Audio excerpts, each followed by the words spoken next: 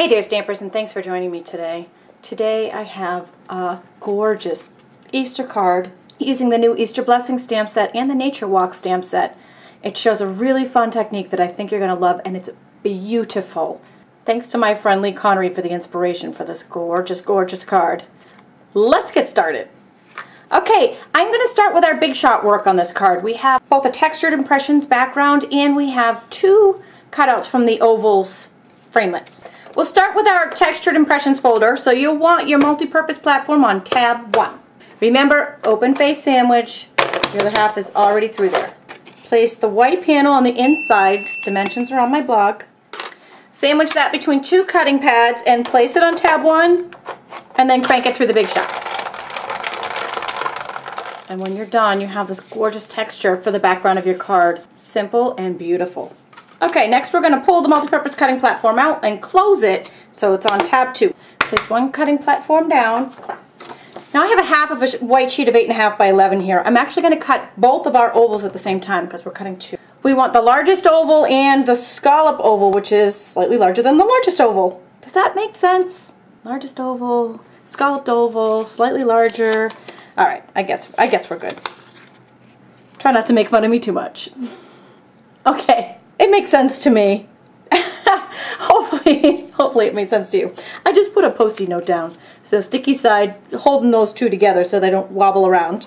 One cutting platform on top, and then we'll crank that through the big shot machine. And the beauty of that there is, when you take all this off, ta-da! We have both of our shapes cut all at once. Thank you, oval framelits. I love these little guys. Okay, next I'm taking the paper piercing mat, putting our scalloped oval down on that and our paper piercer, and I'm just doing this freehand, just popping a hole at the top of each scallop. Very cool, simple, easy way of adding just a little detailed embellishment without really doing much. Okay, now for the fun part. We're using Easter Blessings and Nature Walk. I'm using this flower from the Nature Walk set. We'll start with that. And two Stampin' Write markers, the Perfect Plum, which is from the Subtles collection, and Old Olive, which is in the Brights. And I'm just going to go ahead and color in the stamp. I'm using the brush tip end of both Old Olive and Perfect Plum. Alright, I goofed. I didn't want to do this first, so we'll put this aside for a second and come back to that. It'll be fine, really. It's essential to line this up right, as I learned after a couple of mistakes the first time I did it. Okay, using the same colors and the little swirl on the Easter Blessing, I'm using the green. And for the words, we'll use the Perfect Plum. Now once you're done, sometimes the marker dries real fast and it might dry before you're done coloring. And I have a little tip for this. You want to huff on it with your breath, and that will moisten up the marker right before you stamp it. So just go and then stamp it as far to the right as you can. Not even sure mine was far enough to the right. Alright, so this little guy, he may even be beyond huffing, so we'll just recolor him real quick. And after he's recolored, we'll just give him a quick huff and stamp it as close to that Easter Blessings as we can. It will go off the edge no matter what, and that's okay. Oh, I love it! Love it!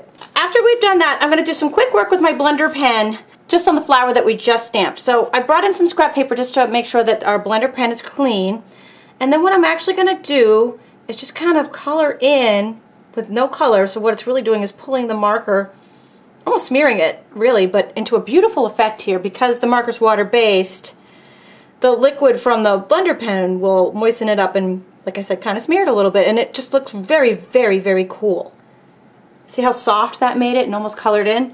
And then I'll just wipe off any extra marker ink that brought up, and then do the exact same thing with the green. We're just going to lightly just color that in. It softens it up, it gives it some color, and it's just a beautiful effect. And you can wipe off the excess on your scrap paper. And now, my friends, all that is left is to assemble. So here's what we're going to do. Using either snail adhesive or the multi-purpose liquid glue, put down your textured panel. Everybody else uses dimensionals. So on the bigger one, I actually put quite a few dimensionals on there. Didn't want any sagging going on. So that is going to go right in the center. Our Easter Blessings main panel will go right over that. Oh my gosh, isn't that beautiful? so elegant. For a little finishing touch, this is Perfect Plum taffeta ribbon. I'm doing the bunny method, get it, the Easter bunny. 2 loops, you know, just like you teach the kids to tie their shoes. One pokes through the hole and whoop, there you go. And you also may notice I am actually tying this, well, it's still on the roll. True story. That way I don't have any waste. And I've just pinched this to fold it, and I'll take my scissors. Then when you unfold, you have that great little edge. And that can attach to our project with a mini glue dot. And I'm going to put it right down here at the bottom of our flower. Isn't that a wow? And it's such a great, simple, elegant card. I love everything about it. Thanks again to my friend Lee for this inspiration. Ooh, it would also look good with little Dazzling Diamonds glitter. Ooh, there's some ideas for you. Be sure to visit my blog for hundreds more video tutorials and daily inspiration. Thanks for joining me today.